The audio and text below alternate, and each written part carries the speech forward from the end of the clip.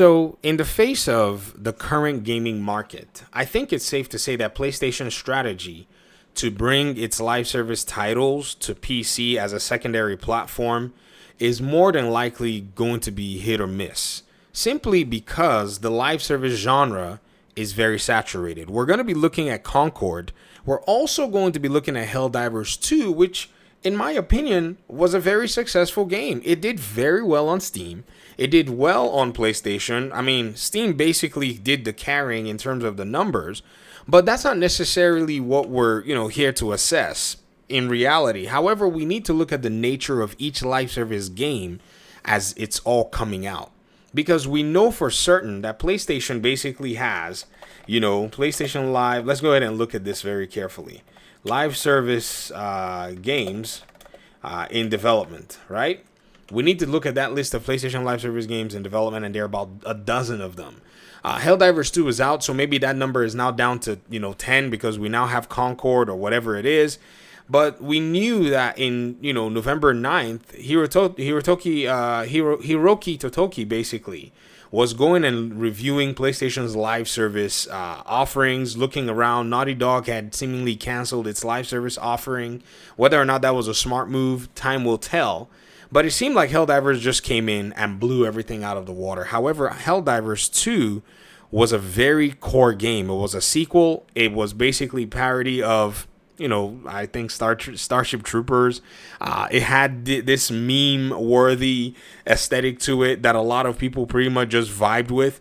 And so it had a lot going for it. It wasn't a game that came out the wazoo in terms of being new to a gaming community. It already, had a beloved community. And with the way that things were going, with the hype, and also with the removing of PlayStation Plus temporarily and then removing it, in my opinion, permanently, I think that opened the gates and opened the door for the game to flourish and thrive. In the case of Concord, the news and what we're hearing with this particular game is quite different. The game has an open beta that is going on right now. The game has, basically the colors and everything and all of the effects that you would need for an arena shooter of this kind, because many of you may or may not know this game is designed to more than likely compete with Overwatch, but Overwatch is already established. Overwatch is already in Overwatch 2. Concord is basically in its first iteration. We've never seen a game called Concord, but we've seen many games like this, if you know what I mean.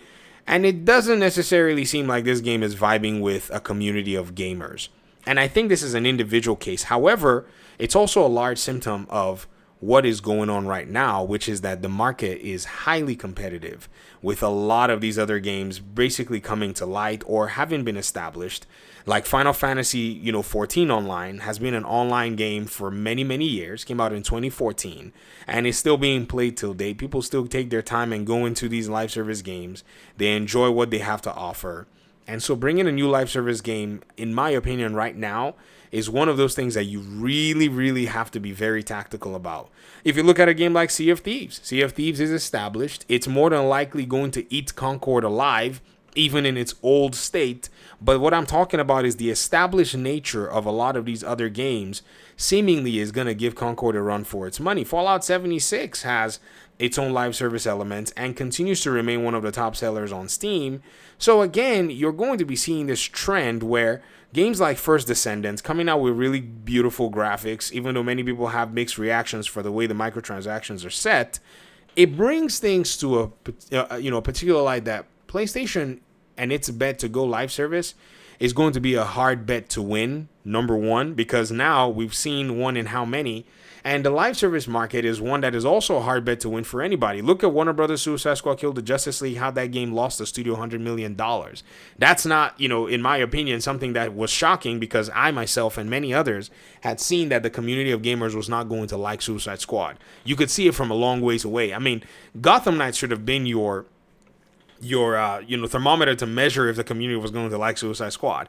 And the moment people just thought or were misinformed that Gotham Knights was a live service game, which it wasn't, they basically, you could see the way the superhero community ripped that game apart and then eventually came back and examined and said, whoa, this game is not a live service game. This game is actually pretty cool. It's kind of like a, cheap knockoff free fun version of whatever you want to call a a superhero game, depending on how you view it. I mean, I view it as a solid programmed game. The game from the programming perspective and combat for me was just phenomenal. Story is a throwaway, and some of the aesthetics, yeah. But at the end of the day, every community and every audience and every fan base already knows what it is that they want, and it seems like these bets are going to be very, very, hard won. So let's go ahead and look at, say, some of these other games that are right now in, that are coming along. So Marathon is one of those that is being made by Bungie. So this game, yeah. Bungie was going through a few interesting issues with PlayStation after, basically PlayStation telling them, yo, man, we're going to dissolve your board. We own you now. If you don't meet up, if you don't do this, if you don't do that, we're going to basically be done with you guys. So it seems like Concord will probably get its act together. However, there are going to be a lot of different games. And if Concord does not meet, in my opinion, the appeal for a lot of audience members, it will face some stiff competition. There's no doubt about that. I mean, it's just one of those things. We also have, this particular game here. What's the name of this? It's called Fair Game, I think, or whatever it is. This is one of those really interesting, good-looking, beautiful shooter games.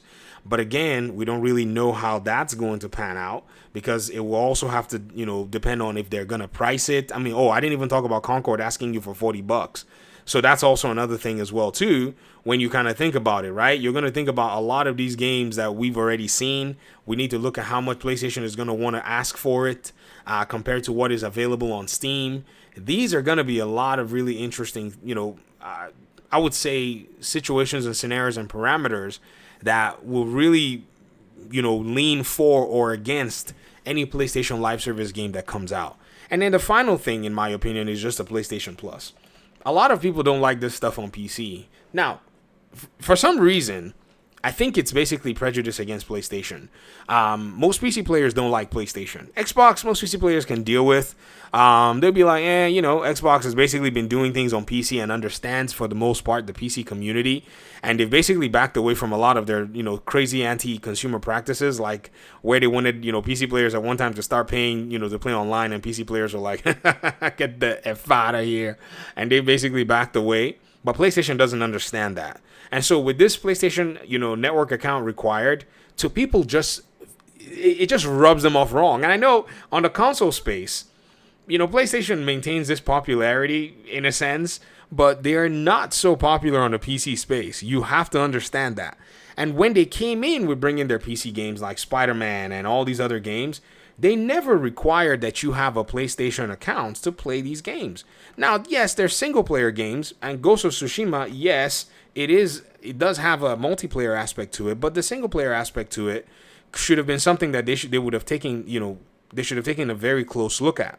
However, this game is one of those unique games where, because of its, setting, its design, and all of that, they can take advantage of that. However, I don't see them taking advantage of that with Concord. Concord is not going to get that popularity at all.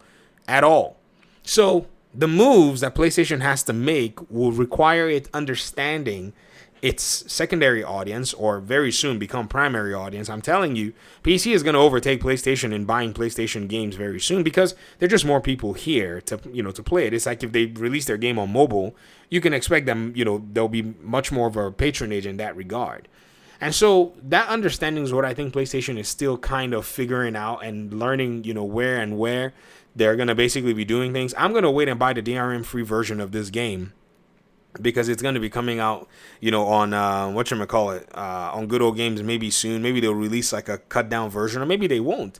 And that's their business if they want to and if they don't want to. But I don't think I want to connect my PlayStation account to my Steam, because very soon I'm doing away with PlayStation and even Xbox consoles as a whole.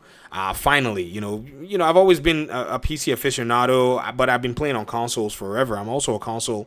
I like gaming in general, but seeing how these, the gaming market is changing, there's not going to be a need for a console for many people. Not saying everybody. Some people will still be able to maintain a console at the end of the day.